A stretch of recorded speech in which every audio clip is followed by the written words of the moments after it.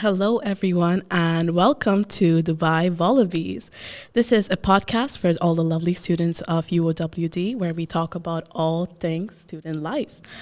I'm your host, Elria de Souza, a second year finance student and currently the secretary of the UOWD Student Representative Council. I'd like to firstly thank the media team of UOWD who has patiently helped us set up this, all the lovely equipment over here.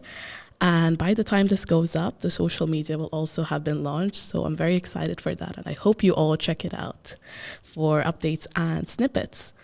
Now, I am very honored to have a special person join me in kickstarting this pilot phase of the podcast. I'd like to introduce my dear friend and SRC colleague, Maryam Zia. Maryam, would you like to introduce yourself, please? Hi, Elria. First of all, it's an honor to be here, and I'm very, very glad that you asked me for this. I'm Maryam. I'm a third-year computer science student, and I'm also leading the SRC as their president. And I've always been someone who has been, I'd like to say studious, but I've also been very, very actively involved in all things student life. So it has been for me enrooted since I think high school or something, or even before that, middle school. So yeah, it's been one of my passion to be like involved in student life and student council activities. So I think I like to say that it runs my blood. So yeah, it's been a pleasure to be in the role I am, and I feel very, very grateful. Thank you. Thank you so much for that, Maryam. Now, Maryam and I are here today not to represent the SRC for once, but as two good friends to have a candid conversation, particularly about student leadership and management, because it is how we met, it is what we interact daily about, and it is an important aspect of our lives and something we get a lot of questions about, surprisingly. So let's start with some context. Maryam, how did we meet? SRC. Yeah, because I think due to the online learning mode, this is something that I feel like was one of the biggest disadvantages of being online, that you were really confined to your own major, and like you knew people from your subjects, and so it was like, I barely like met any business students, and you were FOB and I was FEIS, so I did not know you before SRC. So I think that's how we met when I first got added to that WhatsApp group of the campaign. Yeah. And I saw you put a post that, oh, you're running for secretary, and I was like, oh, nice. So yeah, that was our first interaction. It was through SRC itself. And the funny thing is, even once we got elected, we didn't actually meet for the first month or so. We were having our team meetings online, and it was such an odd way of interacting. Like the first time we actually met was, I think 1 month into our term, when we had training on campus. This was just before orientation. And it was a very unique experience, and we've come such a long way. It's been a couple of months when you think about it, like chronologically, but we've come a long way. Yeah, I remember our first team meeting, we really, really tried pushing it to be like on campus, but it did not work out. And I remember like there were times when in the WhatsApp group, it was just me messaging, because I think the ice was not broken yet among the other team members. And I was like, I just want to change this. Like, let's all but I think as time progressed and as we met more, even online, it did kind of work out in a sense, like everyone was speaking. Like initial meetings, it was just me speaking, and like you guys, we would respond on chat, and I was like, I feel like I'm talking to myself. I tried my best to contribute. Okay. So then I think with time, I used to see like a lot of you. I remember we would do meetings even with video on and all of that. But yeah, with time, everyone started like opening up more. So I think that was a great progression. And then we met on campus, and I think from there onwards, things have been like, now we have even, I think we renamed our group like 1 month in. Yeah. So this was after the orientation. It was the first time we really worked as a team. And it was such an eye-opening experience, because we were complete strangers, and we were just like thrown into the lines, and we had to learn how to trust each other, and like it teaches you a lot about like also, openly like trusting I said before, like because we were part of the online batches, we really literally were strangers. Like we haven't I don't think we had heard our names as well like before. So it was really like, because when like right now we are on campus, we see so many people and we like, hi, hello, at least we know their names. Exactly. Maybe we're not their like good friends or whatever, but like still, and like, you as see each other's university faces. And yeah, but I think for us, we were like literally strangers and made a team. And that experience was so special for us that we changed, like you changed the name from SRC team to SRC family. And I think that perfectly describes our relationship right now. We're really one big family of 10 girls and one guy. Where we rant, where we like talk about everything, how we want to do things, and like it's really, I think, a comfortable space for everyone to like talk about it. And that is what you initially wanted, right? For it to be an open space and for us to be very comfortable with each other. So I'm glad we've achieved that.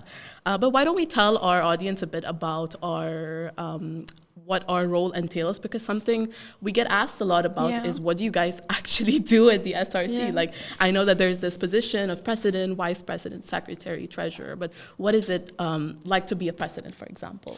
Okay, so first of all, I say this to everyone who asks me this. First of all, I feel like this role requires a lot of passion. Like if you are really like passionate about it, only then you can survive through it. And each day, like, you know, I even say that there's not a single day where I regret this, even though there are sleepless nights and all of that. But still, I think the passion just drives you to do more about it. And yeah, but if you ask like on a daily basis, there's so much admin work involved. There's so much execution work involved. There's so much coordinating with the, like being the president, I have to be in touch with, I have to be kind of the binding force between admin and not just the student body, but even with our own team. Like I'm sending you guys the communication that, okay, this department, you know, has this requirement, or maybe we're needed here, or so basically it's like the link between you guys, and also then us as a team are the link to the student body. So there's that, and there's so much, you know, there's both the academic and non-academic sides to lead on. For academics, we're constantly seeing like how we're dealing with all the student issues, how we survey them, how we get to know, you know, how we can fix or make their experience better in different subjects. So there's the academic side of it. And then with non-academics, there are like events and all. Right now, unfortunately, we don't have, because of COVID limitations, we're not allowed to do everything that we initially aspire to. But I think we're still trying to engage in other ways possible.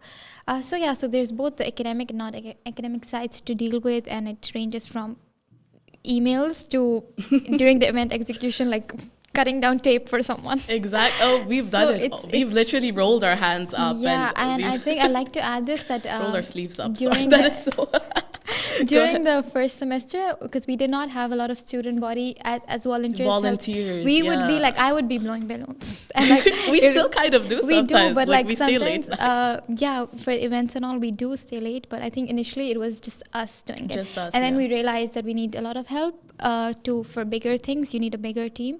And that's when we have something called SRC subcommittees now, and who are great, by the way. We are. It's so nice to have them over, because you can see the, like in front of your eyes, you can see the bond form between them, and the relationship blossoming like the way it was for us. And just the memory, like we're making memories with them, and also it's a lot of extra hands that we really needed before. I can't imagine how we did the first couple of events without them. It was really stressful. Also, I feel like with having them, it's really nice, because I really like to believe that with my role, there's one responsibility I have, is to make sure that people around me grow as well as they move along. So I really feel like with them being involved in all of what we do, planning and execution, they really get to know also how things work. So maybe, because obviously there will come a time when we have to leave, and like there will be new people coming. So for that, you have to really make sure that they are growing as we go along. So I think this really provides them the opportunity to see how things work as well, because they're so connected with us as well, and we really try to involve them in like planning and everything.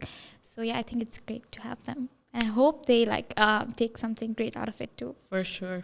And I'm very happy to be supporting you with the back end sort of stuff. Yeah. So a lot of people think what I do is really boring, and that all I do is just sit in schedule meetings and just take notes and stuff like that. But it's so much more. It's a lot more than that. And I'm lucky that I'm very passionate about this role, because I truly believe that for any team to succeed in whatever it is that they want to accomplish, you need good processes, and you need good the administrative backbone and organization, exactly. And if there isn't one person dedicated to doing that, you fall apart. And I'm very excited. I'm a nerd when it comes to like organization stuff and like just the way things are meant to be, like the whole processes of it. Also has great stationery.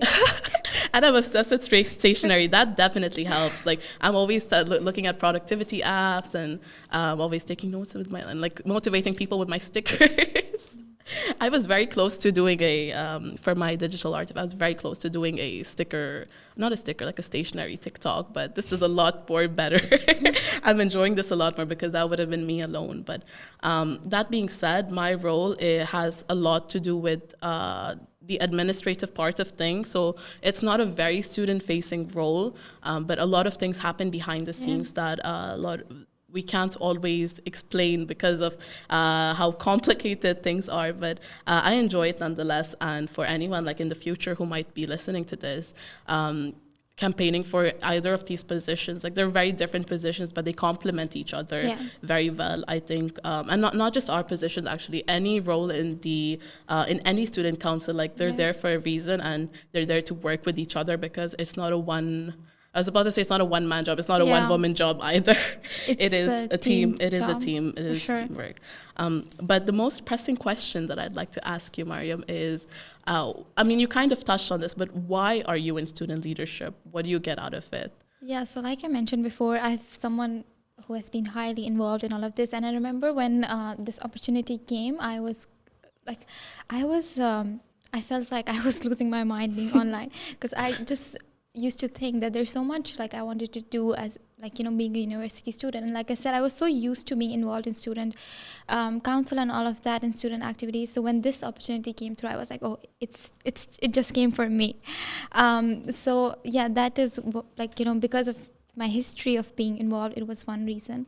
And also I feel like this is so much more than being a title on your certificate, because it or your CV, it teaches you so much about like being patient, being calm, how to deal with different people, how to deal with different issues that anyone comes up to you. And sometimes it's also during that, and I think Elria, you'll definitely agree with me, like there are times when people do put us on a spot. Oh, absolutely. So that's what it teaches you. It's so much learning. Like every day there's something new that you take out of this. Like whenever I go home, I kind of think that, oh, this happened today, and like it's something new again. Like so every day it's learning. So I think for me it was mainly my passion to do such things, which kind of drive me to apply for this role as well. And also generally like just for my growth, experience, and also to make a difference. That's which you have been making, by the way. Like it's been the rebirth of SRC, and having you, and I'm not saying this for the sake of saying it, but having you as the leader and leading the team, you've really had a vision, and I've personally seen like the effort that you've put in, and I agree completely to everything you've said, that it's all about passion. Like if people ask if it's worth it, it's worth it based on what you're putting into it and what you're expecting out of it. And for me, I've always been involved in student leadership. So I think the first time I ever was involved is like fourth or fifth grade. I remember in my school also we used to have these class reps from I think grade 1 or something. I always wanted, like every time I would be like, oh, but I remember this is kind of like deviating from what we were talking, but I think every time, like since we're talking about this, maybe like not in every grade I was the class rep, but like it also teaches you that not every time you can get what you want. Exactly, for sure. I lost that. I remember fifth grade. Yeah. I still remember fifth grade. I lost the elections. I still got to be a part of the council, but because I was the new kid and I didn't promise people we're going to go to Ferrari World and other candidates did, but it broke my heart, but I was still able to contribute so much. And that feeling of rejection, actually, I feel like it made me stronger. And it was something that I was able to take later on, that because even in 8th grade, I guess 7th grade, I lost elections. 8th grade, I lost elections. And it kept happening. And I was like, oh my gosh, I'm a loser. But it teaches you so much about resilience. And it hasn't stopped me from being involved. It hasn't, you don't need I think it teaches you don't need a position, or you don't need a role or this sort of name, a title in front of your name saying that I am this, in order to contribute and help make it, like, because people are out there trying to make the world a better place, and starting with your institution, your school, your university is not a bad place to start. Yeah. I know some people are like, oh, what value does, I think it brings a lot of value, because we, like, you know, as students, we pay for an education, we pay for our time over here, and it is up to us, like, you know, to those who care about the experience, to make sure that our peers are also making the most out of it. And this whole thing has given me a sense of identity. It's given me, like, you know, the sort of purpose. And that's why I do it. Like, it is absolutely worth, like, sometimes it makes you question, is it worth it? And it is a question we get a lot, but I would argue, yes, that it is worth it. And like Elria also mentioned, it's if you are passionate about it, you should definitely go for it. Exactly. Like, it is a lot of passion and commitment both. That kind of drives you, because like she also mentioned that there are days when it gets really tiring, when you're like stuck with assignments and you have events and all of that. It gets really tiring. But if you are passionate enough about it, you won't regret a single day. Exactly. And you will somehow manage it. Yeah, that's it. We were just having this conversation yesterday about how we just get the work done somehow. We don't know how, but like assignments, and because it's not easy, especially in university, to balance everything out with the deadlines and the sort of expectations, and with student councils and stuff. There's a lot of ad hoc, impromptu things that just come up. You just have to randomly meet someone. You get this call for someone. You'll just get an invite today for a meeting, like tomorrow, or like maybe in a few hours. You're expected to be there. So yeah, it is like as we go along, things just like come away. But something I've noticed is that the skills that we learn here are so practical. Like, I know you mentioned this earlier as well.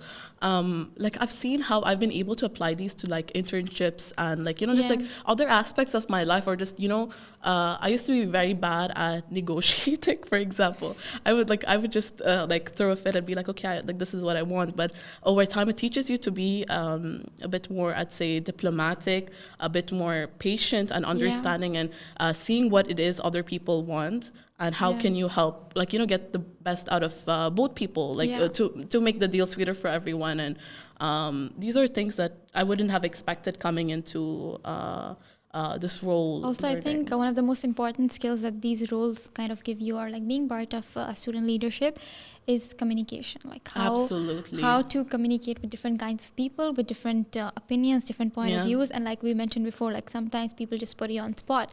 So it teaches you how to communicate with like different individuals, which I think with time you just learn the right way. Exactly. Like, so just to like give our audience like an idea of the variety of people we deal with.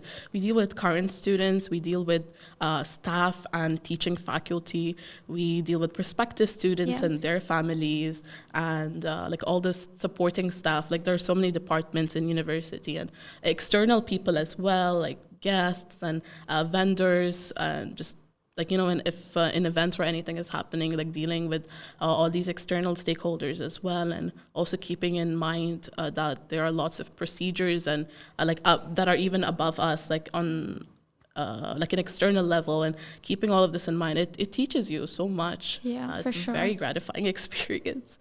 But yeah, I think that covers why we do what we do. And one more thing that I wanted to touch on was the challenges that we faced this past year. Like, you know, we've already touched on like going from strangers to family, and that was very a successful part of it. But is there anything else do you think that was difficult in this sort of transition, especially from COVID to like kind of post-COVID, I would say? I really I'm really glad this is gonna go out, and like a lot of people will see what, you know, the challenges we face, because I feel like when from an outsider's perspective, it's not it looks really easy. But yeah, I think one of the biggest challenges was the gap which COVID brought. And due to that, like previously we did not have a proper SRC, and the last SRC was led by Sarah. So with us, we all came, and we all were the COVID batches, like the online students, and none of us had any prior experience how, you know, what were the past events and like how things used to work and all of that. So I think we kind of just were jumped into as being in the SRC. And also another thing was that we did not get enough time initially to plan things, which meant like I remember it was the last day of our training, and the next day was our first event. But I'm really glad how we all just managed and like we adapted to the new situation. So I think one of the biggest challenges for us would be not being able to see how things in the past SRCs used to work, and we kind of just made our own way, new things, new scenarios, new template, I'd say, new templates for things, and like we just made our own path. Because also another reason was that because of the COVID changes, a lot of things that used to happen are not relatable anymore. Because with COVID, it comes new regulations, new rules. We're in a new campus as well. So a lot of things are not even relatable on what happened in the past. So we like to believe that we're just making our own way.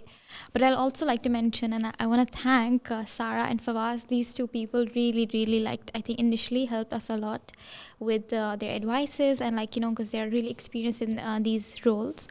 So they were the ones who really helped. So that was the first challenge. And the second, I think, has to be the constant, the shift basically between being online and then on campus and blended in between. So I think last semester we were like, okay, now we have a whole winter break to plan, take already know where this is going. And we were like so prepared with everything. And the next thing we found out was we're online. So I think the shift between being on campus and online, that one. But that also, I think now we're mentally prepared for every situation. Yeah. And I really, really like that how we just adapt to it really. It teaches you a lot about being very adaptable, right? Absolutely. Because even in life later, like you will be thrown in situations like all of a sudden, and you just have to adapt it. So I think that was there. And what, do you have something more to add in terms of? Those are actually my main points, like with regards to like student leadership and stuff, the adaptability especially, because we've just been thrown off so many times that at this point we just expect something to happen, that okay, we might have to go on, like it's not what we want, of course, because we worked so hard on organizing initiatives and whatnot for students, and but it is something like we can manage our expectations, and that is very important, because we worked hard. But things don't always go the way we want it. And it's a life lesson more than anything. Things don't go the way we plan. And I think the biggest achievement we got out of it was the revival that we did, because there are so many people from staff, students, they come up to us and they say you guys have really revived the SRC because of the gap when there was not a proper team. It really I think, frankly speaking, a lot of students did not even know that SRC existed, because people came up to us and they're like, we are just finding out that there's something called SRC within UOWD. So I think that just makes it all worth it at the end of the day. And it highlights the importance of student leadership, actually, now that you say that out. Like it clicked for me that a lot of people ask, like, what is the point of it? The gap in the COVID gap that we've had, it really shows what happens when you don't have that sort of bridge between students and the university, and someone representing us, there's, I don't know what, like 3,000 something students. Not all of them are able to always get their opinions across, and that's why you need a group of strong advocates to be there for you on your behalf and be that sort of link between all these stakeholders. That is very fast. Like it's just something that clicked into my head, and it's a beautiful realization. It makes everything that we're doing so much more worth it. But going back to the point of things don't always go the way we planned, I know that something that you and I have in common is we were not expecting to actually have a university life in Dubai. So do you want to talk about that a little bit? Yeah, so back to history. I initially wanted to go to UK, I was so sure about it, and I did not even research on universities here. So I got into Nottingham there, and I had applied. I paid my first initial fees for the, I think, seat confirmation, something like that. I had a really good scholarship as well there. But I think 1 month before I had to apply for my visa, there was some things that happened, and I could not really go. And all of a sudden I was like, I have to stay here. And then I had to research on all the universities which had their intakes open, and UOWD was one of them. And I just had to kind of, change all the plans that I had there. I had researched on everything, my dorms and everything. I was so excited to go there. But yeah, at last moment, the things did not work out for me. But I think that phase, obviously, like as a human as well, you feel really disappointed. You feel sad that, oh, it was like a dream to go, but it did not work out for you. That was all there. And I took my time to, accept it and all of that. But I think later it just teaches you so much that, like we mentioned before, that things don't always work your way. Like there will be times in life when you will, must have planned something and, you're planning to go right, but you have to go left. So, but it teaches you so much later that why things did not work out when they had to. So now when I realized that why my, going to UK and all of that did not work out, there's so many reasons I can list down why it did not work out.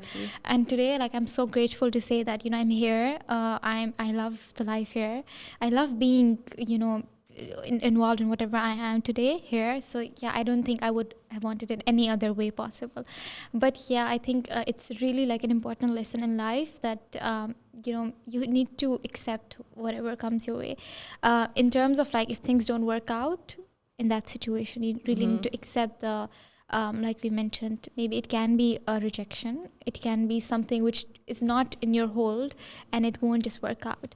So yeah, I think but yeah, today I'm really, really grateful to be here, and I don't have any regrets of not going there. I was like, maybe life in later at some other point, this plan of mine of going abroad and studying there will work out. But maybe it was not for now. Just not, it wasn't the right time. Maybe the right place, not the right time. No, yeah, I absolutely agree. I had a very similar like sort of story where at first I thought I would study at a specific university in Abu Dhabi, and then that didn't work out, and I had to let that sink in for a while. So it was either going back home to India or joining my sibling in Australia, and there were so many options and I didn't know like what to do. And one of my school counselors just let me know that there was a scholarship opportunity, and there's this university called University of Wollongong in Dubai. Like, just check it out. And I was hesitant at first. I was like, no, I don't want to study in Dubai. I don't want to stay here. I want to go out. I want to, I had all of these. I was just really against it, and but I don't know, something in the back of my mind was like, give it a shot, Elria. Let's just, what's the worst that could happen? You're just going to go for a university visit. And I convinced my parents, and this is when I lived in Ruwais, so we had to have a 3-hour drive to see a university. And I'm so glad I did, because when I came over here, I saw how like the students were interacting. I saw how lovely the staff was, and it was unexpected, and this was just as COVID was starting as well, or this was just before COVID. And then I was still on the fence, and I was still like looking at my other opportunities of going abroad. And at the last minute, my parents were like, "Why don't you just stay here since all of this COVID stuff is happening?" And at first, I was a little, I wouldn't say resentful. I was just disappointed at the idea of not going abroad, because we have this sort of rosy expectation of also, like I said, as a human, it's not like as soon as you get like to know of the new situations, you're like, okay, great, I can adjust. You can't. You always have that disappointment, that sadness, that why I couldn't do that for that short period of time. But I think how you deal with that situation later on defines your basically like a future.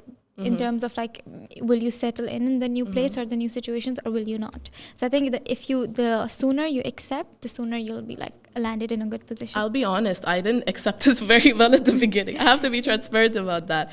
But that being said, it took some time to adjust with the idea, and this is when we were online. So at first, I really wasn't sure if I made the right decision, because online can be a very, online schooling, I mean, can be a very mixed experience for people. It isn't necessarily a university, just for anyone, regardless of where you're studying or what you're doing, it's not necessarily the most enjoyable experience, because we're all different types of learners. For sure. And because I was so passionate about being involved in student leadership and everything, that wasn't there. So I was like, what did I do the right decision? Was this the right thing? But then when we finally came on campus, and like when we started with the elections and we were going back on campus and everything had started, then I was like thinking, wait a second, this is not as bad as I thought it was. And when we finally finally, I got the opportunity to be a part of the SRC, and I feel like it was a complete, I was about to say 360, 180 is the right word, a 180-degree turn in opinion, because it's interesting because we can't always have a positive mindset. I try to be a positive person, but I'm not always. But this experience has been a transformative one for me, and right now I'm so grateful to be a part of over here, to be a part of such a wonderful student body and staff where people are really down to earth and humble first of all, and just. If there's a sense of belongingness, which I didn't have before in the previous institution sometimes, and I'm so grateful to be here. And like as you said, it all if it's meant to be, it's meant to be. Yeah. If it's not, it's not. So I think that's the biggest takeaway that you guys can, anyone who's watching this can take out of this conversation. It's just not needs to be like confined to, we talked about not going abroad, but it can be anything in life. Like, it does not always work out, and I think the best thing possible you can do, take your time accepting it, but not too long. Take your time, but then just try to make the best out of that situation, because that's, I think, the best possible thing that you can do. But yeah, then again, like, be adaptable and just trust the plan, and if it's meant to be, it will happen. Of course. I think that's the perfect way to end this segment. Maryam, thank you so much for joining me. Thank you for taking the time. And I think we've talked about a lot of very important and kind of heavy topics, but I hope our audience has enjoyed this conversation. And yeah, I'd like to wrap it up there. Thank you, everyone. Thank you. Clap for ourselves. This is not. There's footage of this. We're done. Thank you so much. Wait, let me just make sure I save everything. Imagine nothing being said.